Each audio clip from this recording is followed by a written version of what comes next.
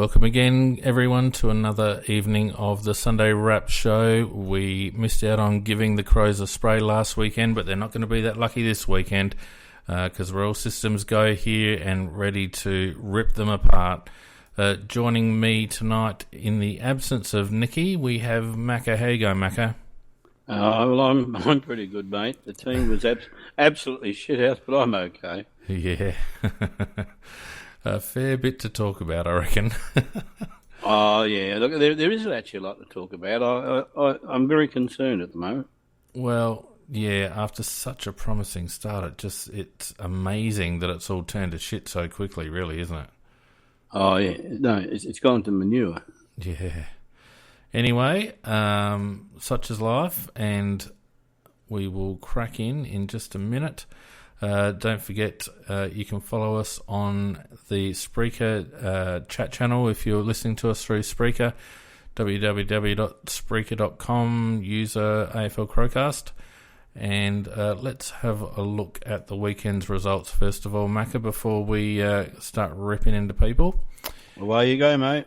Okay, we had on Friday night, we had the West Coast Eagles just getting up over a fast-finishing Western Bulldogs 69-61. Pretty low-scoring, scrappy kind of a game, but reasonably exciting. Good game to watch, I thought. Yeah, Good it was. game to watch. I thought the Bullies might get up in that one. Hawthorn did a number on Brisbane, although Brisbane kicked a few late to keep the margin reasonably acceptable. Hawthorn won 113-75 up there at the Gabba. St Kilda got over Carlton in another low-scoring game, 85-66. St Kilda looking pretty solid at the moment, doing what they need to do, even though it was just Carlton. But those games, as we well know, can be danger games. GWS in a heartbreaker over Collingwood Saturday afternoon, 102-99. Collingwood did everything possible in that last 5 minutes to lose that match, Macca. Did you watch it? I did, and they succeeded with 45 seconds to go. Wow, they stuffed it up so badly. They really should have put that one away. They were the better team on the night, but they just lost it in the last say 10 minutes. Yeah, that's exactly right. Fundamental errors, a bit of lack of composure, and poor old Buckley's under the pump now. We had the Bombers getting up over Geelong, doing us a favour. Geelong also not travelling that well at the moment. 110-93, so what's that, a 17-point margin to Essendon. Fremantle breaking Richmond's heart today. After the siren, Mundy kicking that goal from a pretty tight angle as well, after Richmond had got in front with about 25 seconds to go. Well, I stopped watching that game with 30 seconds to go. Well, so did Ross Lyon. And I thought that it was all over. Yeah, and, so did Ross. And then I saw the scores after the game, and I missed that winning goal. Yeah, Rossi Lyon had already gone out, left the coach's box when that last 20 seconds went down.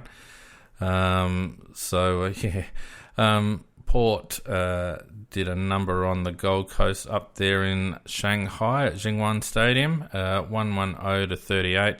I didn't really watch the game very much, but they accounted for Gold Coast pretty comfortably by all reports. Adelaide didn't give a yelp.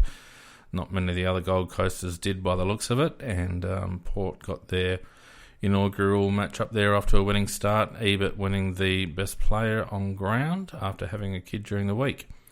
I watched it. One of the worst games I've watched for a long time. Oh, really? Only one team turned up. Yeah. Well, I don't think we'll ever see Gold Coast play that game again. They've been talking it down for the last 2 weeks. Eid has been talking it down, and they weren't in the right frame of mind to give it a shot, really. And then in the twilight game, Sydney getting up comfortably in the end over the Kangaroos, which makes a mockery of what happened last week. 120-78. Another mixed bag of results, Macca. Things are getting a bit hard to choose.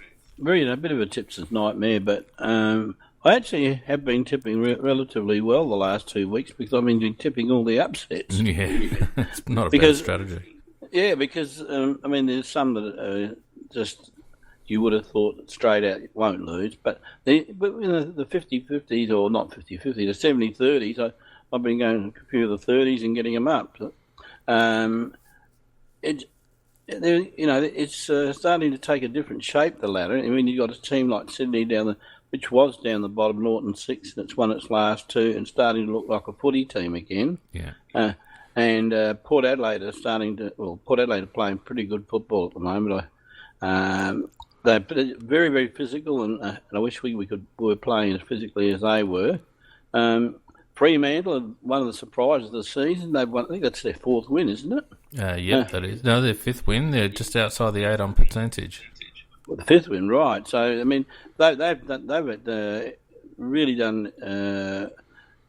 made everybody look stupid with the predictions for Fremantle. I'm one of those that thought they were going to do no good. Melbourne, well, they did. Melbourne deserved their win. We'll talk about that. But Geelong just showed they rely on 2 men, and they're just no good without when those 2 men can't absolutely dominate. Well, Collingwood, they are Collingwood, and they know how to lose. St Kilda Carlton, that was a very good game, but St Kilda just a little bit too good. And Hawthorn, where you say they stitched Brisbane Lion up, and I'd love to have had one of the Brisbane Lion players. We'll talk about that, I'm sure. And West Coast Eagles and the Western Bulldogs, I loved the game. I thought it was a good game. Yeah, I think the Wiggles, Port, the Bulldogs, and to a lesser extent Melbourne and St Kilda are probably the form teams in the comp at the moment. But it's pretty open, and results have shown over the last couple of weeks that at the moment, if you don't rock up ready to go, then you're going to get stitched up. And we haven't been the only team to suffer that fate, although we're obviously the ones that we're worried about here. So let's kick on to the Adelaide-Melbourne match. And after leading at half-time, after getting back on top in the second quarter and just letting it slip in the last 5 minutes, Adelaide went down rather dismally. Melbourne 17 goals, 5, 107 to Adelaide 9 goals, 12, 66. A margin of 41 points, Macca. Yeah, and if I remember rightly, we were 29 points up with not too long to play in the second quarter. From that point on, it's a 70-point turnaround, which is an absolute shellacking. I am disgusted that I actually have to support a side that's so weak-kneed and jelly-bellied to collapse like that. Well, for the second week running, we've given up a bag of goals in succession, and I think the myth of Don Pike being able to pull rabbits out of his hat has been well and truly busted, because when you give up 10 goals in a first quarter and then 9 goals straight in a stretch 5 minutes from the end of the second quarter and all the way through the third, something is not right tactically, because no team should be able to get on a 9-goal tear. Well, I hope some of the players, or at least one player, is listening to this so that he can repeat it back to his teammates. But seriously, they're spineless and gutless the way that they're going under. And they actually look amateurish. They look like they've got no idea what they're doing. The game plan gets totally lost when they're under pressure. They lose the shape that they're supposed to be under. I think Goody absolutely outcoached Pikey very, very badly to the point where I thought Goody made Pikey look stupid. And he obviously had a definite plan. It worked, and Pikey had no counter to it.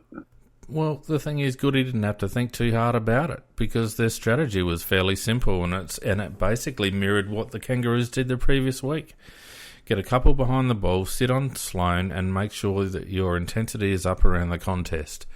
It's exactly what the Kangaroos did, and for the most part, that's exactly what Melbourne did. And for the second week running, we got found out. The only extra thing that I noticed that the Melbourne team did is that they really did cluster up around the contest and compress the ground, and we just couldn't find space. We couldn't clear the ball. Once again, our switching across ground was stifled. So we couldn't get much rebound going, and in close, our disposal and our decision-making is found wanting. Let's have a look at some head-to-head stats, Macca. They outdisposed us pretty comfortably in the end, and I recall that was pretty even at half time. So 420 to 379, and 213 kicks to 184, and 207 handballs to 195. Again, we handballed more than we kicked, and that's a characteristic that gets shown up whenever we get put under pressure like that. We go at a negative kicked handball ratio. They outmarked us, 73-69. They out-tackled us, which again is terribly disappointing, 89 to 71. Here's the stat that everyone's talking about, Macca. 76 hit-outs to 29, and yet, what do we do in the clearances? We got slaughtered. 49 to 38 in the clearances. That's around the ground, and I think it was even more damning centre square clearances. I think we lost the centre square clearances almost 2-1. More than that, I thought, but we got slaughtered in the centre clearances. Yep. And we'll talk about that amongst a bunch of other things in a minute. I just don't understand. Let's talk about it in a minute. Again, we were wasteful with the ball. Our disposals per scoring shot has gone up substantially over the last couple of weeks, and our efficiency in general has gone off the boil. We're still running at 71.5 disposal efficiency, but with just our disposals per scoring shot has gone all the way up to 42 disposals per goal and 18 per scoring shot. So we're not taking our chances and we're not creating enough of them. Contested possessions, we got done by 20. Uncontested possessions, we also got done by 20. 63 to 55 clangers. We out-contested marked them again, which wasn't hard because they weren't a very tall team and missing a ruckman and a key forward, and yet that didn't seem to stop them. We also lost the marks inside 50 count again after smashing that stat for the first 6 weeks of the season. We've spoken about clearances. We lost the rebound 50s even though it was in their half more, and they out 1%ed us. So the key stats that always seem to indicate a bad performance by us, Macca, our tackle count, our clearance numbers, and our kicked handball ratio sticking out once again. Yeah, look, I think that would probably apply to most sides in the competition, that if you're losing in those areas and losing in all those areas, you haven't got very much chance of winning the game. But let's start right in the middle of the ground, because that's where the game starts. When they were setting up, Melbourne didn't set up with one behind the ball, they set up with two behind the ball. Yep. Which meant that they've immediately clogged our forward line in the event of us getting in there. And the tendency then, of course, is for us to, at times, as the game progresses, just say there's no score immediately, is for our players to drift forward to man up, and which means that all of a sudden, instead of the way that we were playing, that we had their forward line clogged up and kicking into an open forward line when we were attacking, it's in reverse now. Exactly.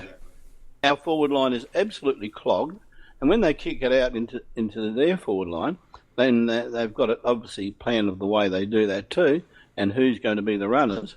There's an open forward line for them to run into, and they actually did that. Got many a goal from that. And one of the things that was noticeable in the second half of the last season is that we recognised that we were getting done on the rebound by pushing up defensively too high, and we would keep a Cheney or a Lever back behind the play to make sure that we had that quarterback thing going on and that we weren't caught out the back. Well, that tactic or that part of the structure is sadly lacking at the moment, because the amount of times they ended up with two and sometimes even three players loose with within 20 metres of goal was quite ridiculous. And as you rightly point out, their willingness to cluster up around the contest and squeeze things up in our forward 50 just meant that we got pulled into it, and we lost our shape completely. When we had the ball, we didn't know what to do with it, and I counted at least 2 or 3 times where we broke free on a rebound and had to pull up simply because there was no one there. Yep. And actually, if you compare the performance of the two sides, it's almost like officers, blokes that work in an office against labourers, if you like, because their best players were their hard workers, not brilliant players, but damn hard workers who burrow in and get the ball and move it on. And if you look at blokes like Viney and Jones, the ability to win the contested ball, Clayton Oliver, these are chaps that can all. Christian Petrarca, Michael Hibbert. These are blokes that can fight like buggery to get the ball. And it's one, we've got a set of workers versus, if you like, look like blokes who armchair people who just as soft as butter by comparison. I agree. Let's go through some individual stats on that note. One of the few players that could hold his head up high was Rory Laird. I felt like he tried very hard and kept our defence in some sort of check, particularly in the first half. Ended up with 37 posies, but only 11 kicks, 26 handballs. Like to see him get a little bit more metres out of his possessions.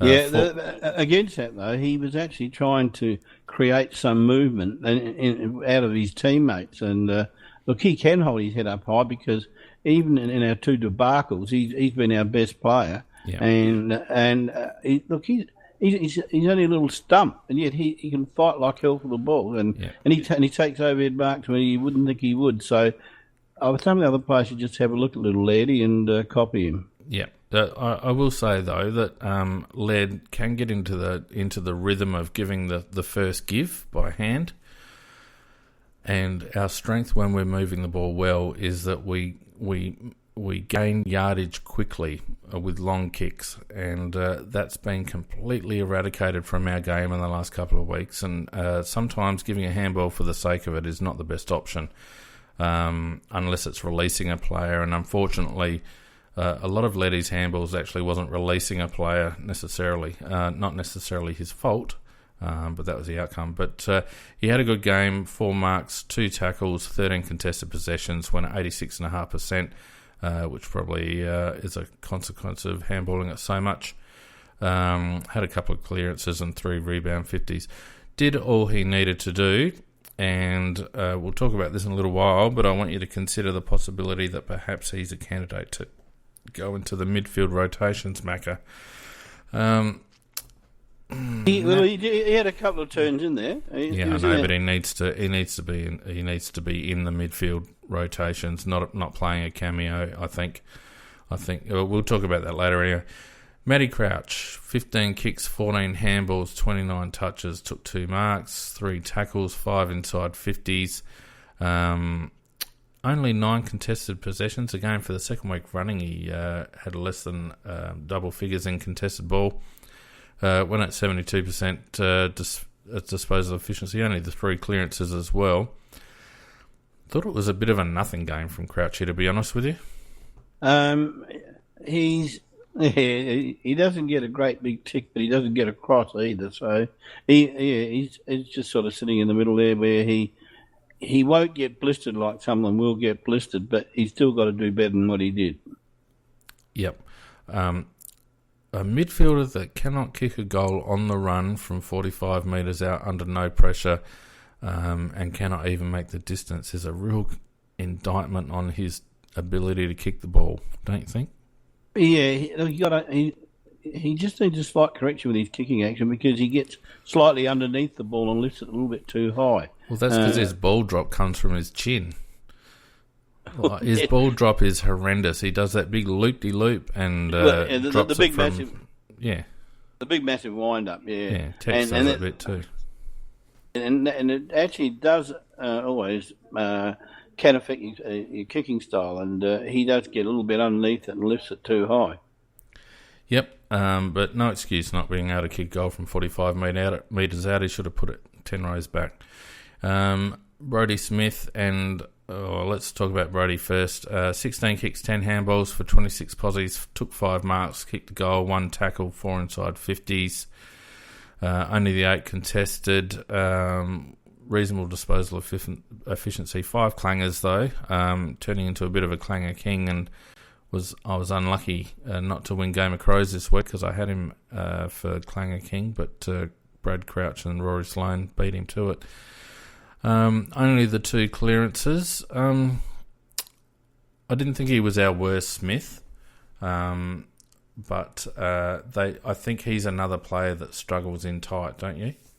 Yeah, but the one thing I can say about him, you can see that he's trying, and I thought he was one of those that probably got it better as the game went on, and considering that the team was getting worse as the game went on, I think that's some credit to Brodie actually. Yeah, it wasn't our worst. Probably in the top half a dozen of a pretty bad bunch.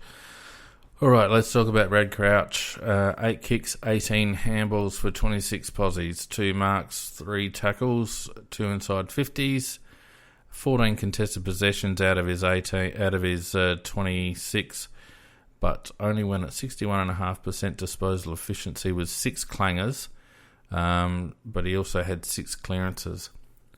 Yeah, look, he was supposed to be the Messiah, but he's looking more like a naughty boy at the moment, isn't he? He's not. His fitness and leg speed aren't of an AFL standard, Macca, and it was really highlighted in that little one-on-one trace of the ball on the outer side. I think it might have been in the second quarter or something, and he looked like he was running on a leg and a half. It was quite almost pitiful, really.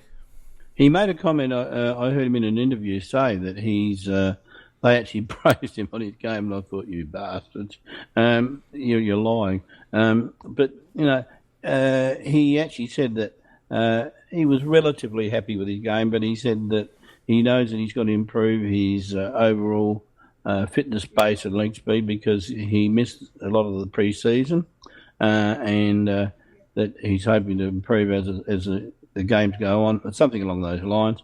And I think that's hopefully that he will, because at the moment he's just not doing enough, in my opinion.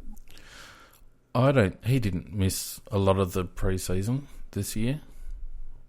I'm only quoting him. Yeah, no, but that's what I'm saying. I don't think that's true. I think he missed a bit towards the end, but I don't think he missed a big chunk of pre-season. Didn't he have some prolonged hamstring problems? Yeah, but that happened towards the end of it. Well, that can obviously affect you lose a bit of fitness base. Yeah, but most of your fitness work is done before the balls come out, and the balls usually come out in February. Well, all I can say is he's got to do better because he's actually not living up to the reputation and the hopes. Sometimes there's glimpses of it, but there's not enough of it. I agree.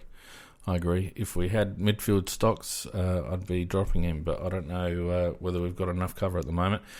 Richie Douglas is next, 11 and 11 for 22 posies, 2 marks, 2 behinds, 9 tackles at least, 3 inside 50s, 16 contested possessions, again under 70% disposal efficiency, 7 clearances though. A bit of an almost game from Douglas, I thought. Well, I don't think he's capable of much more than that.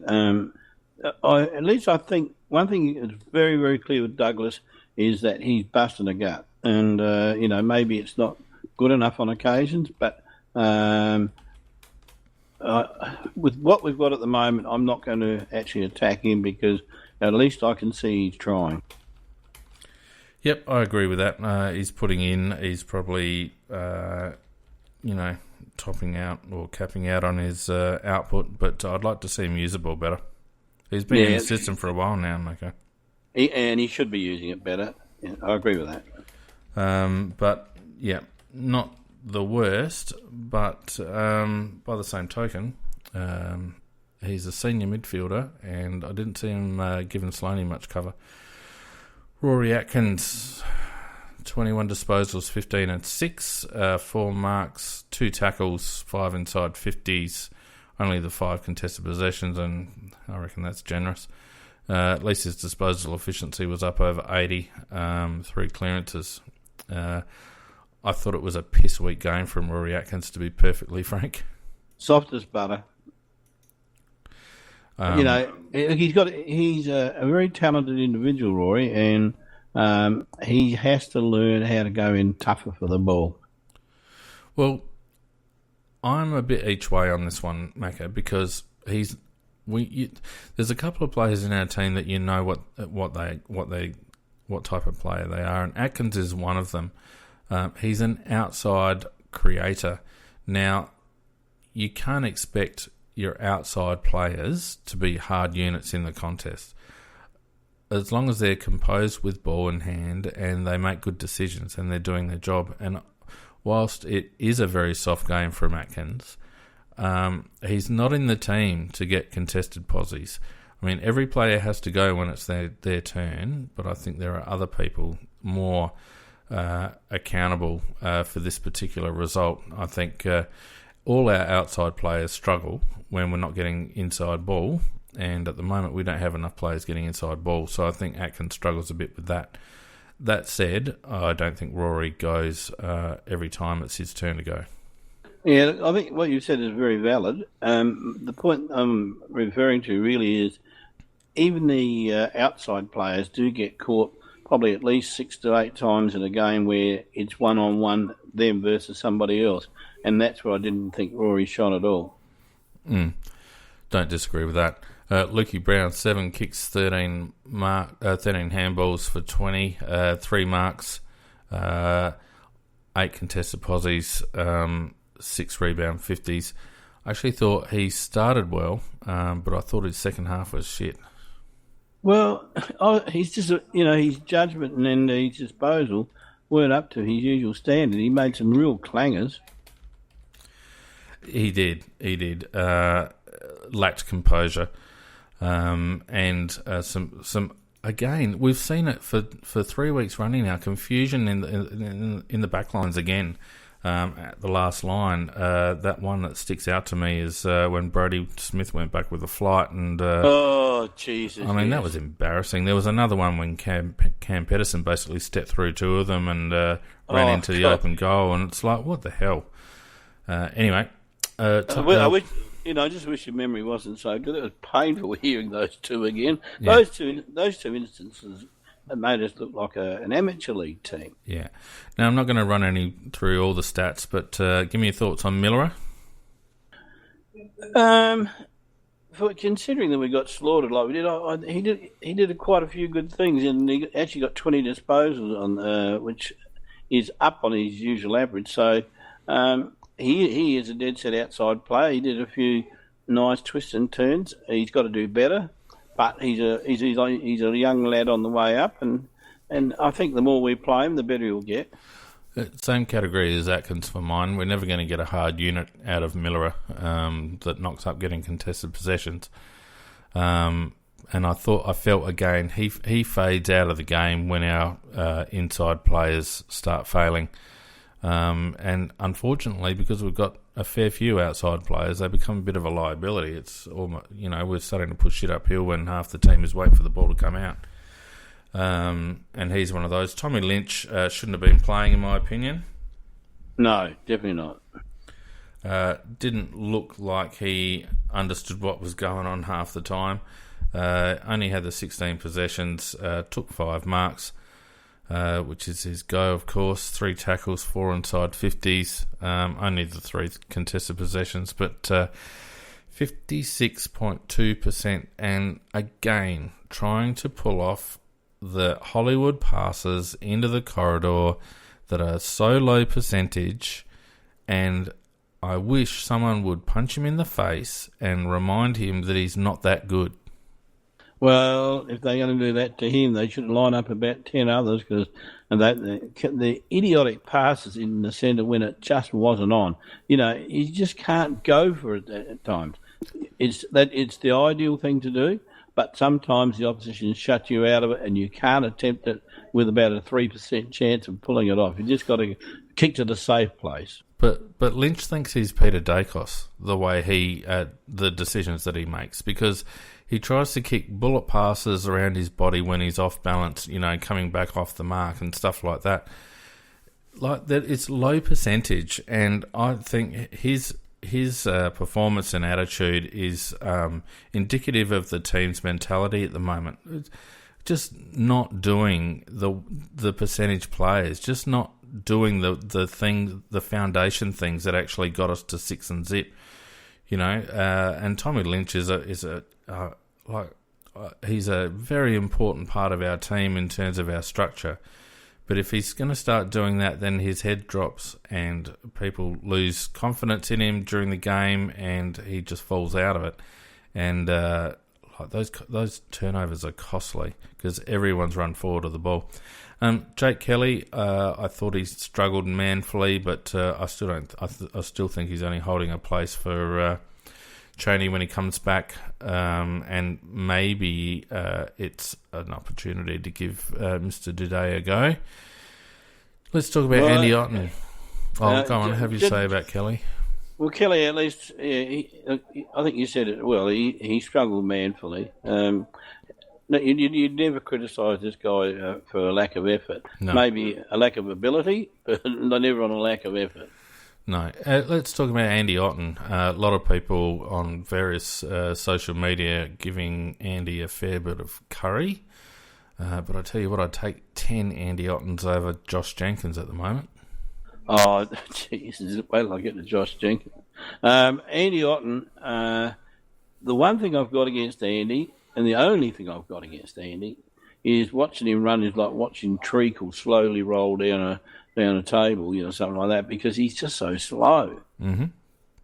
But apart from that, he's contested marking is good. There's no doubt about it.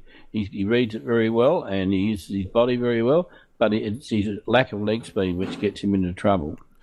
So we asked the question last week, can we have Jenkins and Otten in the same team? And certainly we can't have them in the same forward line. Who would you have in at the moment? Let's talk about Jenkins. Jesus, I hated his game. He was disgusting.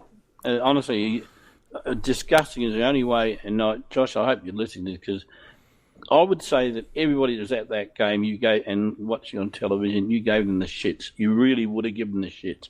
You think you're that bloody good, and at the moment, mate, you're rubbish. That was a rubbish game. Well, you know how I've rated Josh in the past, and he certainly didn't do anything to enhance the esteem in which I hold him. I thought it was pitiful, to be honest with you. We needed someone to impose themselves on the contest, and when the ball was coming in, as it was into our forward line under pressure, we needed the big fella to actually stand strong and take out a couple of bodies and take a mark. But you can't tell me that his rib's still troubling him physically, but I don't reckon you'll see him straight line a contest for the rest of the season, because he just winces at the thought of anyone touching him on that side now. Well, I can tell you now, my criticism of him must be justified, because Mrs. Macker just walked in the room. She didn't hear who I was talking about. She said, "Are you talking about Jenkins?" Yeah, well, it's not. Look, he's. Yeah, I have no time for him. I haven't ever had time for him, even when he was kicking 60 goals. Someone on the Big Footy boards today, Macca, said that his only KPI is kicking goals. Do you agree with that? No. Anybody can kick goals if the ball's given to them, but the guys you really love are guys like Eddie, who create goals, actually.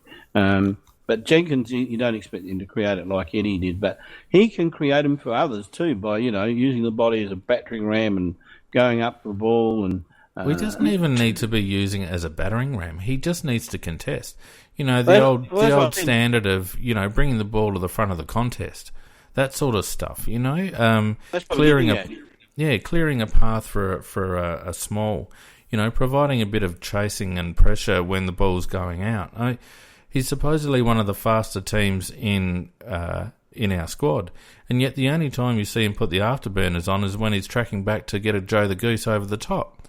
Now, if he can run that fast towards goal, then he should be able to run that fast away from them as well. And I've never seen him chase down a bloke. Yeah, what I was getting about crashing the backs is by, in the sense that make it fearsome for people to stand there waiting for the ball to come in, because they know this great big body's going to thump into them and smash them. If they stand in front of him. So, yeah. But he hasn't got that reputation. he avoided every bit of physical contact he could on. He actively avoided it. He did, and I actually watched him almost move out of the contest several times. I didn't like his game at all. I was disgusted with him. No, I'd drop Josh Jenkins tomorrow in favour of Andy Otten, because whilst Andy isn't quick and he turns like the Queen Mary, he makes good position and he takes marks and he kicks goals. And at the moment, that's all we really want out of a forward. Speaking of forwards, let's talk about Tex for a minute. 10 and 5, only the 3 marks. Didn't kick a goal. He did kick a goal. Kicked 2, in fact. Only the 2 tackles. Went at 53.3 disposal efficiency. Again, what was his? Can you remember Tex's first disposal? Was it the first quarter? You got to go. If I remember rightly, didn't he get our first goal? Nope, it was before then. Okay. What was the first thing Tex did? You've got me. Got the ball at centre half forward and handballed it over his shoulder. Oh, shit, yes. Yes. And I thought, here we go again. What a lazy piece of shit that was. It was theorising, I thought. Yep. And it was indicative of how we were going to play. It was basically Hollywood football again. He had 2 blokes coming towards him that he could have given off the handballs to, but he chose to try and lairize and hit someone that was apparently behind him, even though the only people behind him were 2 Melbourne players. And Tex's game didn't get any better, I felt. He's not presenting enough. He's too worried about putting on shows of strength and failing at that as well. And someone's got to get in Tex's ear and remind him that the best way to lead is from the front, just with a captain's display. He doesn't need to ruffle feathers. He doesn't need to niggle and carry on. He just needs to get the ball and kick 6. Yeah, I thought he started off... that was a horrible incident you just mentioned, but overall in the first quarter and a bit, I thought he's in for a reasonably good game, but it didn't go on with it. No. PJ Crow's in the chat. It says some of those lazy left-footed wheel around. It's exactly right, PJ. Him and Lynch do exactly the same thing. They try and pull off Hollywood passes when they're off balance. And whilst Tex is a far better field kick than Tommy Lynch, it takes a lot of skill and a fair bit of luck to pull off those passes consistently, particularly when the opposition are playing too deep in defence. I mean, read the play, mate. You know, it's not the time to be trying to hit up those stupid passes. Right, Sauce. What do you reckon, Macca? Well... Was it his fault or the midfield fault that we lost everything even though he smashed Pedersen? Well, there were... mixture. Some of it was his fault, and I was waiting for him to go up and punch the living shit out of the ball in our forward direction to try and get some momentum running down that way, just for a change, just for something different. But once the ball was patted down, our ability at the contest was very, very poor. We don't have somebody like an E.G. Rockcliffe, who I'd love to be seeing in that middle. I mean, Rockcliffe would have had a feast off of Jacobs. I'll tell you what I noticed. I watched the game again today, and I watched the midfield setups, stoppage setups very closely because I needed to understand what was going on. And I noticed a couple of things. First of all, when the ball doesn't get bounced up exactly straight, our midfield don't actually maintain position to where the ball is going to be touched by Sauce, right? So unless the ball is going up exactly straight, we get out of shape. The second thing that I notice is that Matt Crouch continually runs too close to Sauce. He runs under the tap. And often, if he's being trailed by an opponent, often that opponent will actually get the tap because Crouch is actually run underneath the ball, underneath the drop zone. And the third thing is that we are just weak in stoppage situations. We get bundled off the ball, we get pushed out the way. Generally, there's a path that opens up, and we are never in it. We are always being manhandled out of the way. And that's symptomatic of personnel. We don't have enough big bodies in there to be able to block and create a path for those players of ours to come through. Well, Ma- they must bring in Greenwood this week, surely. Bringing a big body into there. It's either him or Tomo, and Tomo, I think, is reverting to the past. Look, he may do well. I don't know, but I'd give Greenwood's part of the future, and I'd certainly bring him in. Well, I don't think they've got any choice, and we'll talk about possible changes in a minute. But what we don't have, apart from Sloaney, is someone who is a natural reader of the ball.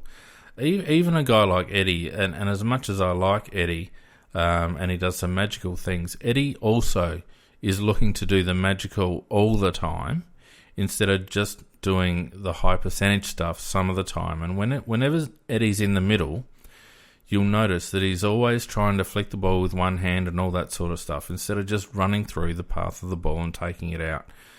We don't have players that are natural readers of the ball. Matt Crouch isn't a natural reader of the ball.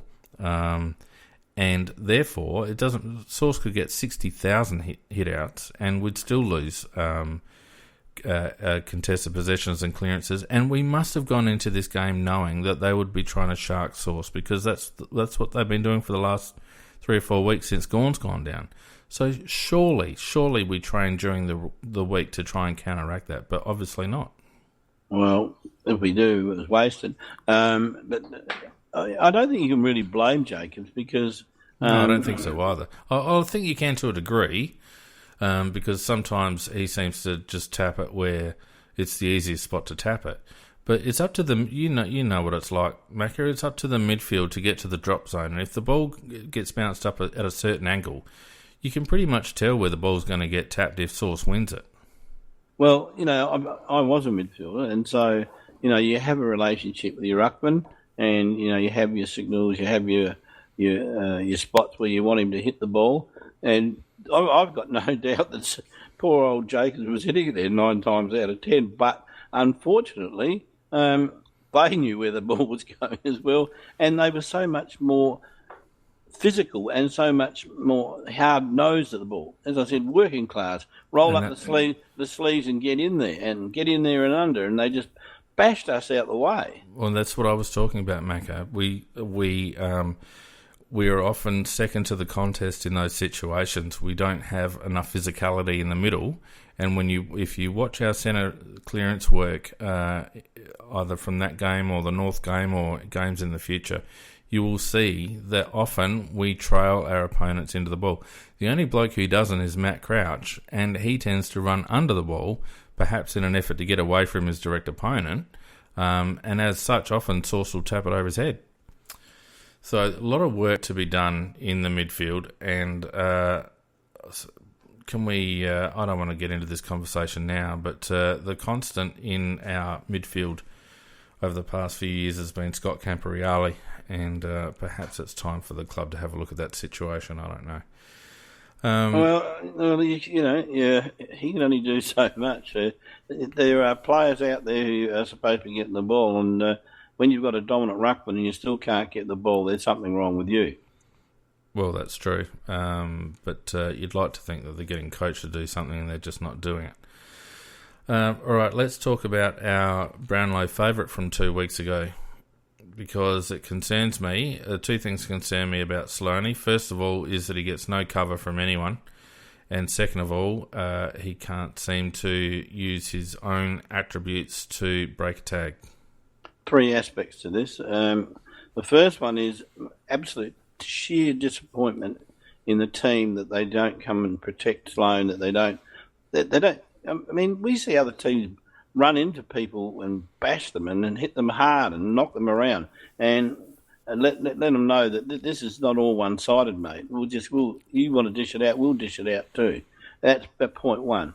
The second point is my disappointments in Sloan. That Sloan's character.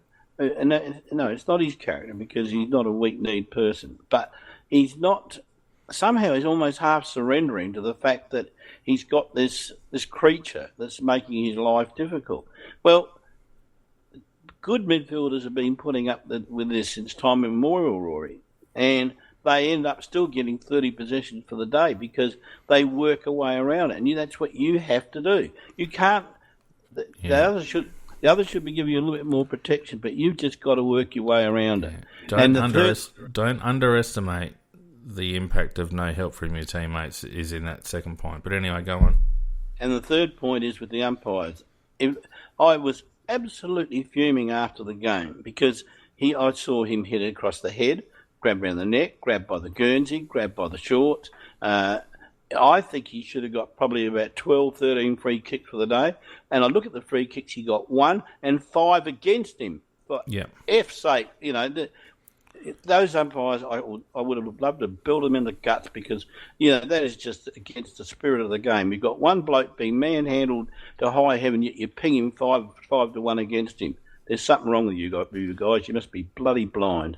Yeah, well, the umpires have shown a tolerance for tagging again this season. We've seen Selwood and Dangerfield cop it a bit, and Sloaney the last couple of weeks, and it does get ugly at times. But I've got to say, as also someone who played midfield, Macca, if I'm seeing a teammate getting that sort of treatment, I'm going over to dish out a bit back and to show some support. And the fact that a bloke like Matt Crouch, Brad Crouch, or Richard Douglas, who's a senior player, doesn't get over there and put a block in.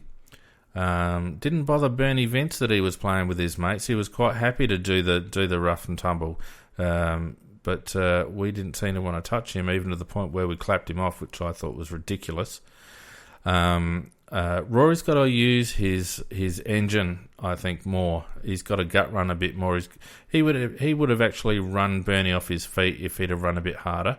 And to me, I think Rory Sloane drops his head a little bit, drops his bundle a little bit when he's getting towed up. And he's got to find different ways of influencing the contest. And for mine, his best weapon, and I've said this now for a couple of weeks, is his gut running. And I didn't see him deep at either end of the ground.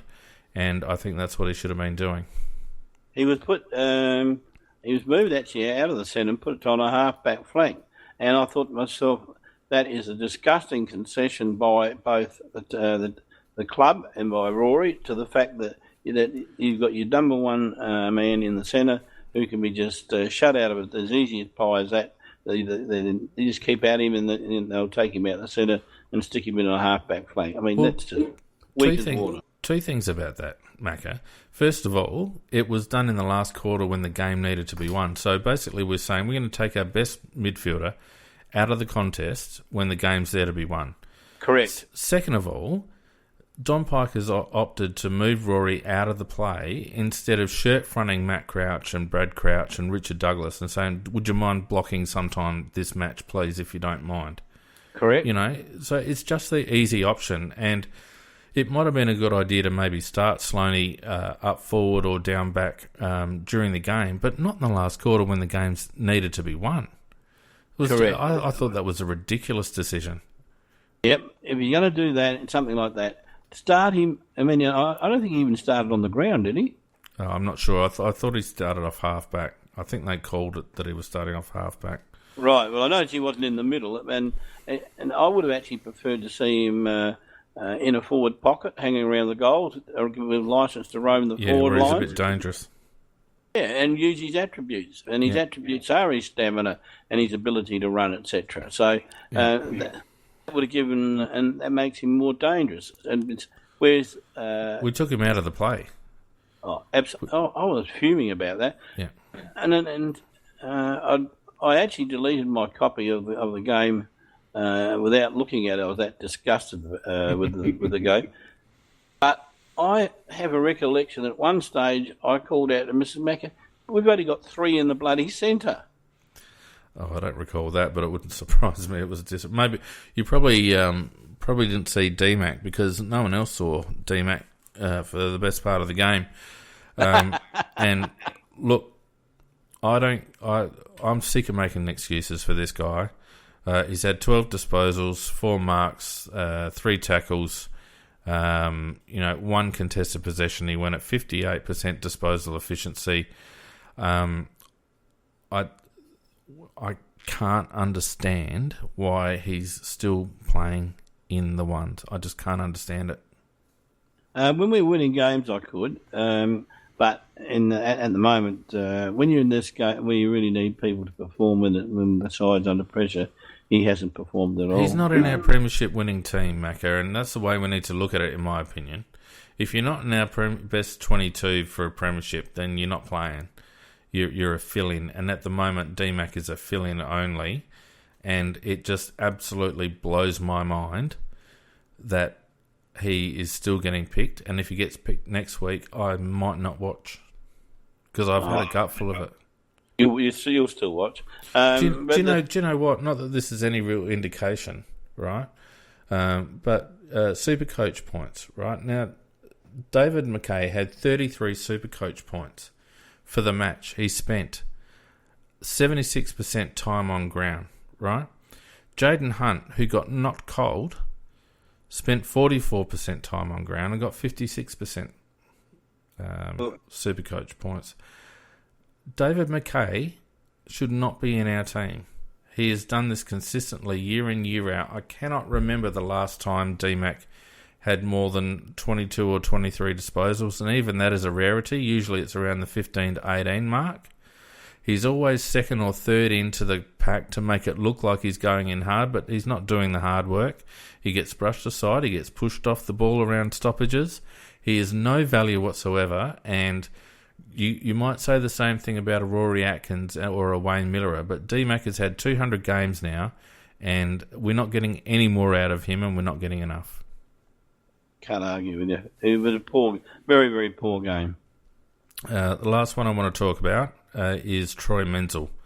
How'd you see his game? I can kick better than him. Yep. Seriously, his kicking was a disgrace. Yep. Mrs. Mack is claiming that she can kick better, but I'll dispute that. But seriously... Kick like a man who is fighting for his spot in the team, I felt. He looked like he had the weight of the world on his shoulders every time he got the ball. Still went at 70, nearly 73 disposal efficiency, but a couple of key disposals and obviously a shot for goal. He stuffed up completely. I'd just like to see Menzel. You either play him and show some faith in him and try and build his confidence and give him a role, because I still don't think he's got a role, or you don't play him.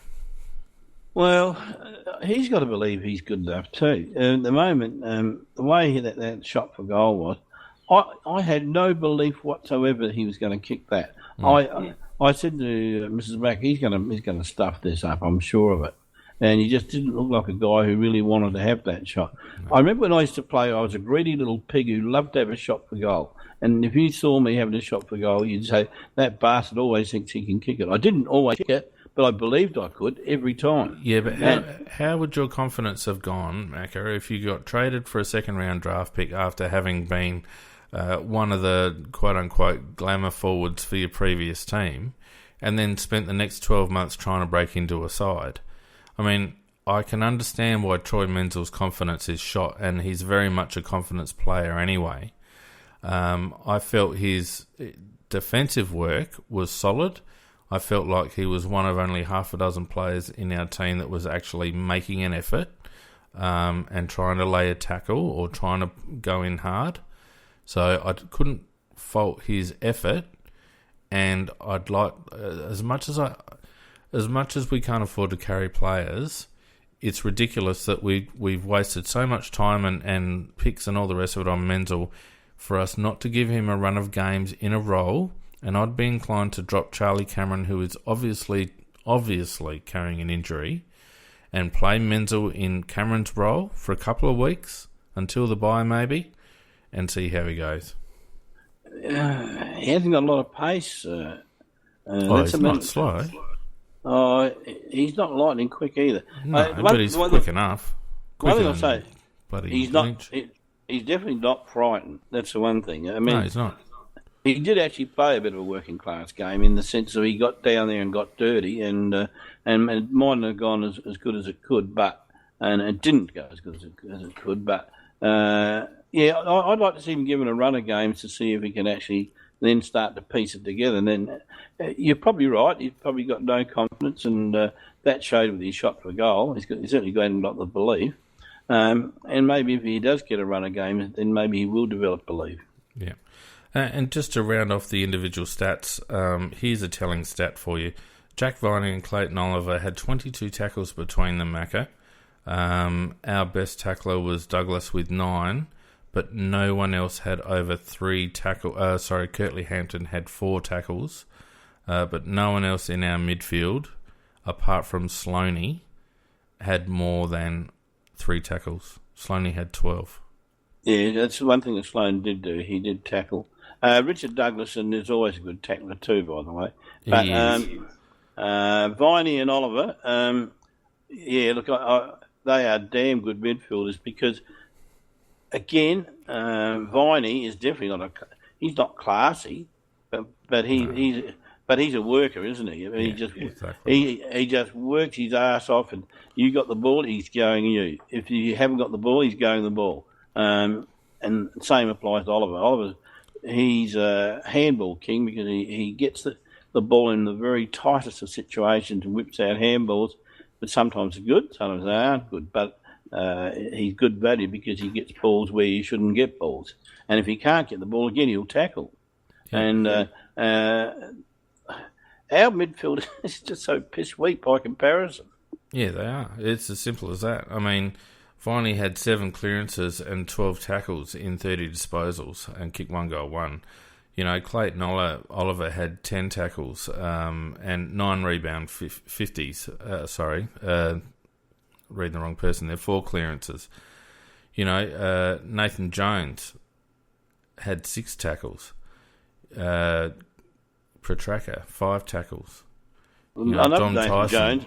Dom Tyson, 6 tackles. Even Jeff Garlett had 6 tackles. Bernie Vince, 6 tackles. These both play with a bit of grunt. There's a grunt in their game. Yeah. We'd our midfield is Sloan at 12, Douglas at 9, Cameron at 5, hardly played mids, Hampton 4. It falls away very quickly. And our gun midfielders, Brad Crouch with 3, Matt Crouch with 3. It's just, Rory Atkins with 2. Wayne Miller with 1. Wayne Miller with 1. It doesn't add up to a performance of a team who's committed to getting the agate first, and if they haven't got it, trying to get it back. Well, the one thing I reckon the last 2 weeks have told us, there's no premiership here. There is definitely not a premiership, and whether we get our game back on track or not, it won't matter. There's no premiership because once you start to play finals, you're going to play real hard grunt games, and I don't think that's where we shine. And we don't have those grunt midfielders that can really win you the ball and get the ball rolling in our direction and put the opposition under pressure rather than the other way around. I tend to agree with you. Anything can happen in September, Macca, and if we do get a top 4 spot just by virtue of our good start and our not unhelpful draw, then, we could certainly make a GF and then anything can happen. But this is not a team that inspires you.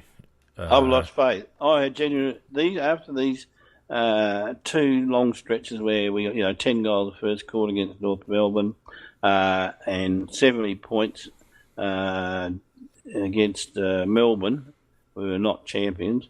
No, I've lost faith. Well, and, we don't want to labour the point too much because it's probably more a topic for Tuesday night. But it comes back down to our performance in the 2016 trade and drafts period. Correct. Because we highlighted Rockcliffe's performance last week on Tuesday Night Live. And, it's unfortunate that Rocky popped his shoulder and may not play next week because I'd like to see Tom Rockcliffe rock up and tear us a new one as well and just stick his finger up to the Adelaide hierarchy afterwards, who deemed that he wasn't the type of player that we needed. Well, Jesus Christ, he's exactly the type of player that we needed. And what we've entered into this season with is a bunch of outside midfielders and Rory Sloane. And if I was Rory Sloane right now, I'd be pretty bloody pissed with the club and my players, fellow midfielders, because he'd be pretty sore today, and he didn't have many people helping him out. Yeah, he got battered and got bugger all. And as I say, I'm very angry with the umpires because you've got no protection whatsoever. And I'm not asking for special protection. If you get hit, can you remember the one where you got a backheader in the face and nothing? I mean, there's 3 umpires watching that. Yeah, no, but it doesn't matter, Macca, because you play the game irrespective of the umpires, and we can't control the umpires. What we can control is Rory Sloane getting scragged by 2 blokes and Matt Crouch ignoring it. That's what we can control.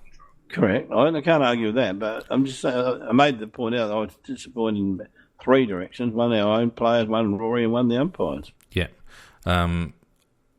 There's got to be an attitude change in the middle, and it's really disappointing that after getting towed up so much by North Melbourne, and we all thought that they'd come out breathing fire to want to atone, but obviously they were quite happy to put it down to travelling to Tasmania a cold, wet, windy day. Well, if it wasn't a wake-up call last week, it certainly bloody is a wake-up call this week, because we had everything going for us. They didn't even have their key forward in. They didn't have Hogan playing. They haven't had a ruckman for weeks. They've only got one decent defender, and yet they outworked us, they outmuscled us, they outran us, and in the end, they played for each other, and we played as a bunch of startled rabbits who were all waiting for the ball to come to them. You said 3 words there: that outworked, outmuscled, outran, and that's it. Now, PJ Crows makes a statement on the chat saying we made no changes, and I totally agree. I cannot believe that we did not make one unforced change after that debacle down in Tasmania last week. Well, yeah, if we'd come out and played very well this week, I think we would have said the club did the right thing by not panicking. So, that in hindsight, yes, I agree with that. But at the time when we didn't make any changes, well, I thought, well, obviously the club's putting it down to a one-off. I'm not so sure, but let's see. I just don't think you can do that, and I think it is actually a bit of a failing of Don Pike at the moment, that he's putting far too much faith in the playing group. And at some stage, Don Pike has got to assert himself and say, well, I'm the bloody coach, and I'm the one here that assesses your performance, and at the moment you guys suck. Because at the moment I think a lot of what's happening is player-driven, and I think the way teams are coached these days is very Gen Y player-driven. And I think we employ a coach, a senior coach, to oversee a program, and Don Pike must be, at the moment, thinking that he needs to rein everyone in, because at the moment our leadership group is in tatters. Rory Sloane's being blanketed out of the game. Tex Walker is not playing leadership, a leadership role at all. Daniel Talia is battling manfully against a defence, or in a defence that's under huge amounts of pressure at the moment. We need someone at the club to stand up, and I think it starts at selection, and I think it starts with Don Pike smashing his fist on the table and going, enough is enough. All right, you're Don. There's 22 names there. Which ones are not coming back next week according to under this definition of yours? Yep, well, I would put Josh Jenkins out. I would put David McKay out. Who else? I actually named a little bit of a team here, so just give me a minute and I'll actually bring up what I thought the changes should be. Definitely D-Mac and JJ. Let's see what I can find here. Just bear with me a little minute.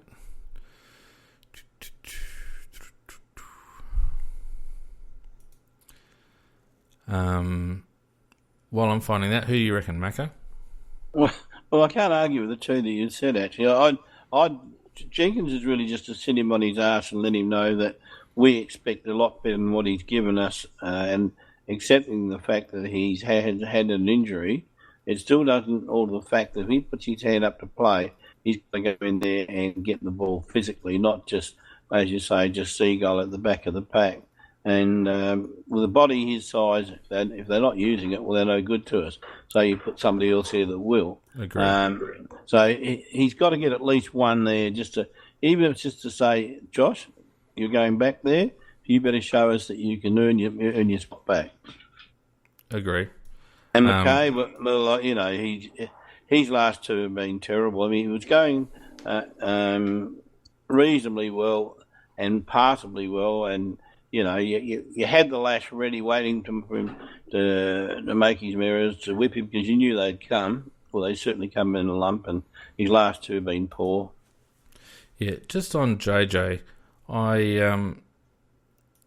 had an argument with Jenny on the Big Footy boards. Those that are listening that are on the Big Footy boards, that's not hard to do with Jenny. And she was defending Jenkins, saying that his KPI was to kick goals, and he's never been a hard unit, and we shouldn't expect that from him. Blah blah blah blah blah. And I just don't accept it. I just don't accept the fact that someone is on a football field and can be judged through one thing and one thing only, and that is kicking. It's like saying Sauce had a great game because he had 71 hit-outs. Don't you think? Yeah, well, the one thing I judge them more, and you can, if you listen to my comments all the way through, I've spoken more about their effort, and like blokes like Richard Douglas, who, not a starry game, not a great game, but I know that the guy tried his arse off, and maybe it didn't all go right for him, but at least he tried. And I can't say that about Jenkins' game. I saw him standing off when he should have been going in many, many a time. And Jenny's wrong, because his primary role is to kick goals, but there's a way of getting them, and that's to earn the buggers. Yeah, and that's exactly right, Macca. It's not just about doing one thing. It's about going when you need to go and chasing when you need to chase and putting pressure on and forcing an error and just, being a footballer and not just being a bloke who likes to do the bloody, the Hollywood stuff, over the back. He actually has to contribute in more ways than just kicking a goal. And to my mind, if Andy Otten was playing down there, he'd kick 40 or 50 goals as well. Yes, I think he would. So, in that sense, it makes a mockery of the fact that Jenkins is doing the job that Jenkins is there for, because I don't think he's the only person in our squad that could be doing that job. Anyway, in my team, I would drop McKay and Jenkins, as I said. I would also drop Kelly because I think Lever comes back in next week. And I would also give Cameron a rest because he's carrying something. Nicky reckons it's a shoulder. I reckon there's a bit of groin in there as well. But either way, his output over the last month has been terrible and he needs a break. I would bring in Lever if he's fit. Jono Beach to cover across half forward. Hugh Greenwood and Harry Wigg for a run. Yeah, I don't know whether that is the answer to all of the problems, because let's have a run. If you run through them, Lever, of course, but Lever doesn't play the same position as Kelly does. And Lever's position was really not quite adequately covered on the weekend, and that's one of the problems we did have. No, but we've been too tall the last 2 weeks. We were too tall on Saturday night. We didn't have... Like Hardigan was a mismatch. This is how the team looks with my inclusions, Macca. We got from the back lines Brown, Hardigan, Lever. Halfback Smith, Talia, Hampton, because I want him to move back to halfback. Across the middle we got Atkins, Laird and Millerer, who's only in because Cameron is out. Across half forward we got Beach, Otten and Lynch, who's also on his last legs. Betts, Walker and Menzel, giving Menzel a bit of a run. In the right we got Sauce, Sloan and M. Crouch. Interchange we got Douglas, B. Crouch, Wigg and Greenwood. Now, there's blokes there, Beach and Greenwood. What's the forward line? Beach, Otten, Lynch, Betts, Walker, Menzel. Right, okay. Now, there's blokes in there, Beach, Greenwood and Wigg, probably Wigg to a lesser degree, but Beach and Greenwood in particular, who have been knocking the door down, and they deserve an opportunity after two shocking displays by the first 22. I agree with that, and I wouldn't be unhappy if those two did come in. I wouldn't have brought Wigg in as well, though, if I was going to bring in those two. Well, you need to bring in Wigg because you're getting rid of McKay. Who else are you going to bring in for McKay? Because Riley Knight's not going to be available. I thought he might be. No, I reckon it's a 4-week job. Well, I just listened to what the coach said. He thought he would be available. I bet he's not. Anyway, I'm working on the assumption that he's not. Okay. I've heard that it's a 4-week injury. Well, if he is, well then obviously you got to bring somebody in, but and there probably is no one else to bring in. That's right. It worries me a little bit having 3 first gamers. That's all. Well, what difference does it make when your 3 20 gamers aren't putting in, or your 3 200 gamers aren't putting in? Sure, but if you ever we're playing Brisbane. What most teams do is you bring your newcomers in generally one at a time. Unless you're right down the bottom, then you bring them all in because you want to stay down there at the bottom. We're playing Brisbane. I thought Brisbane played pretty well there at times, and in some of the games this year they played very well. Macca, we're playing Brisbane. If the top team can't beat the bottom team, who currently has a percentage of in the 60s, then we may as well just pack it up and go home. And I think it's the perfect opportunity to play a couple of debutants. You might well be right, but then again, I would have said, everybody thought we were laying down Mazir to beat Melbourne too. Well, absolutely, but Melbourne and Brisbane are chalk and cheese. Yeah. If Rockcliffe was not playing, well, then I would probably go down that path. But I don't know. I watched Brisbane play, and some of their footy was pretty good. Yeah, but Brisbane's only strength is their midfield. And in the team that I named, we've still got Sauce, Sloan, Matt Crouch, Douglas, Brad Crouch, with Wigg and Greenwood. We can still rotate Hampton in there. We've got Laird in the guts, and we've got Betts who can do a cameo. So I haven't actually taken the only person out of our midfield rotations that I've taken out is McKay, because Cameron hasn't been in there very much of late.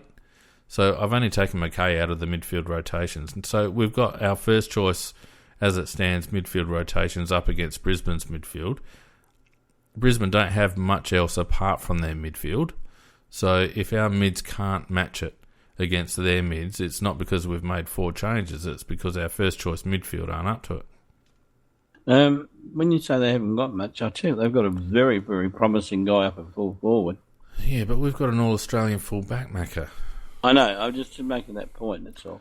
I've brought in people who, apart from Lever, Beach plays half forward, Greenwood will get a run through the middle and maybe forward, and Wiggy will maybe run off the wing or half back. I mean, they're not their peripheral positions. They're not down the spine, and they're not in the midfield rotations apart from Greenwood. So I can't see a problem. We have to make a statement at selection. Have to. Well, yes, and I'm happy to bring two first gamers, but I still have this reluctance about 3 because I just think if they all fail at once, you're going to fail. The team's going to fail. So you're saying don't bring Wig in, maybe? Yes. Oh, well, that's all right. So who do you leave in instead of out of Cameron and McKay? Oh, I can't leave Cameron in every time. No, but he needs a rest. Yeah, but he might have to wait a couple of weeks before he gets his rest. Well, yeah, but that's ridiculous. That's what we did to Brown, and it killed his season last year. If the guy's carrying a shoulder and a bit of a groin, he needs to actually have a rest. He shouldn't be getting selected. Well, you could argue, why is he getting selected now then? Because that's been our selection policy, Macca. And that's what I'm saying. It's time he had a rest. We can't leave it much longer. And if we don't give Wigg and Greenwood a run soon, then they're not going to be worthwhile selections come finals time, and we're going to be stuck with the same 22 that have failed us in tough games this season and in finals last season. So what's the point in playing them? You said yourself you can't see a premiership here. So what's the point in playing them? Well, I can't. No, at the moment, the way they're playing, I cannot see one, no. So what's the point in playing them? Well, it's a case of building, and I know what you're saying about that's what you're trying to do, but I just don't like the principle of bringing in 3 first gamers all at once, because I think it puts a great onus on the side, and I think Greenwood and John O'Beach have been in top form, and I think they both deserve to come in. Harry Wigg, he's marginal. All right. Well, that means that McKay stays in. Or Miller comes out. Who would you rather? Yeah, I'd have to think about that. But You have to think about it. You pulled this on me, and I haven't really done any homework on it and any research on it. But Come on, mate. It's the only thing you do all week. I don't do much else. Surely, even though I'm not wrapped with Miller as running at the moment, surely David McKay doesn't stay in at the expense of anyone at the moment. Surely not. He's not in our Premiership 22, Macca. No, so why play him? I understand where you're coming, but I thought, I would work on the basis of Riley Knight coming back in, but He's not coming in, mate. 4 weeks. you just like to make it bloody hard, that's all. No, that's a fact. He's not coming. He won't be in next week. Okay. I'm just thinking, who else? Do you bring Tomo in? Oh, my God. Really? I mean, just... Mrs. Max is laughing too. Why would you bring Tomo in? He can hardly get 25 touches in the twos. Just so he can bash a few, and then at least he can hit and hurt. Oh no, he can't. He can't catch anyone to hit and hurt. That's what she's saying too. Macca, Tomo is a band-aid at best, and why the hell would you bother? He's not in our Premiership 22 either, so why would you bother? I'm trying to think of who else is in the bloody twos. Well, there isn't much else. So you've got to give Wigg a run because he's been on our list for long enough now. You play him, you give him a run of a couple of games, let him get his confidence up and lose the nerves with his leg because we all know he is actually a good kick, and let him find a spot and have a few weeks and see if he's worthwhile. Because at the moment we're flogging a dead horse with blokes like David McKay. It's as simple as that. Yeah, and I've got no problem with the McKay out. I've just got a problem with who to replace him. Well, ideally it'd be Tom Rockcliffe, but that's not happening. That won't happen. And I think that I mean we can carry this on Tuesday night because we're starting to run over time. But I think this whole discussion highlights how thin we are in the midfield, and how thin we are with solid inside midfield players. And the query on us was always whether blokes were going to stand up, blokes like Hampton and Miller and whatnot. And for the first few weeks when the pressure wasn't that high, when we were able to play our outside running game, those blokes looked like $1 million. But as the pressure has gone on, as the decks have gotten slower, as the weather's got a little bit colder, these blokes have been found out, and it's the teams with good solid midfields that are coming to the fore. Teams like St Kilda and the Bulldogs and West Coast to a lesser degree that are just hard-working midfields, they're coming to the fore.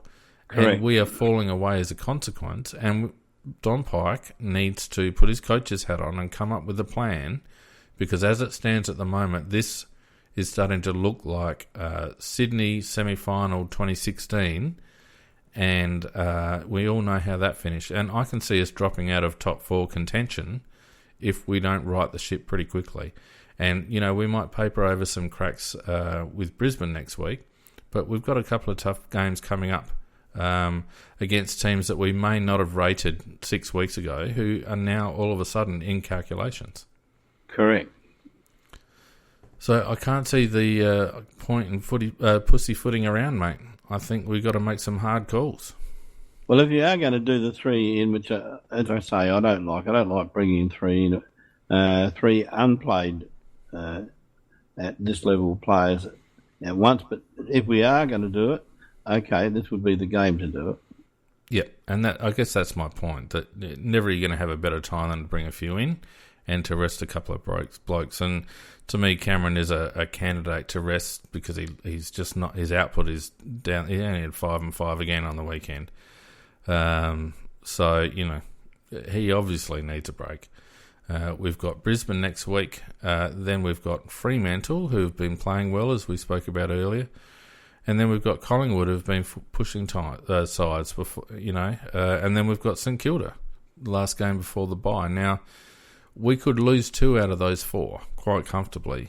And if we lose 2 of those 4, we'll be overtaken by the likes of West Coast and GWS and probably Port Adelaide as well, who have the best percentage in the comp. And all of a sudden, what looked like, who's going to run second situation, all of a sudden we're fighting for a top 4 spot again.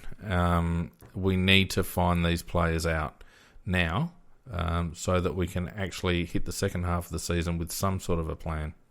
We haven't even looked like a top 8 side the last 2 weeks. No, we haven't, mate. Okay, I'll concede on the point you raised because I can't come up with any alternative. But uncomfortable with it. Right, now go and do the dishes. No. I imagine that's how Mrs. Macca gets you in the end too, mate. Just bashes you into submission. Sometimes. But I don't do the dishes, mate. Yeah, no, that's fair enough.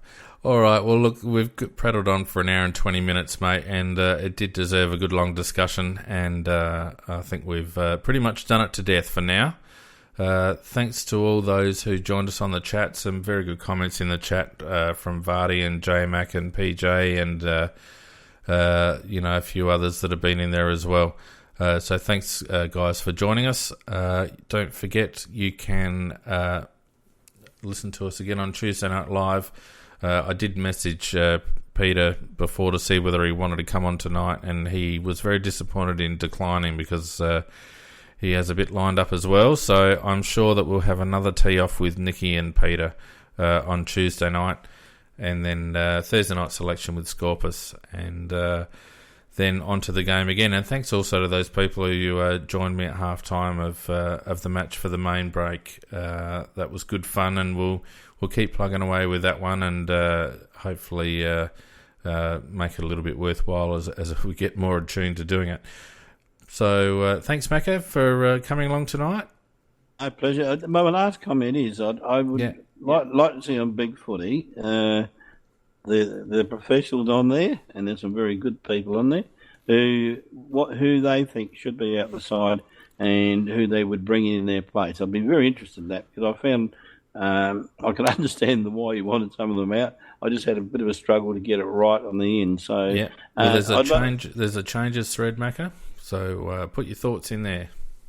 Yep. Well, I'd be more interested in reading some of the others to get some ideas. Because well, I think it's up to 15 pages already. The changes for Brisbane, so that thread's going nice and strong. I'll have to have a read of it. All right, guys. Well, look, thanks very much. It's a pity that the circumstances were a little bit unfortunate again, but we've had a good chat, and we'll see you all on Tuesday night for Tuesday Night Live. Yeah, thanks. See you guys.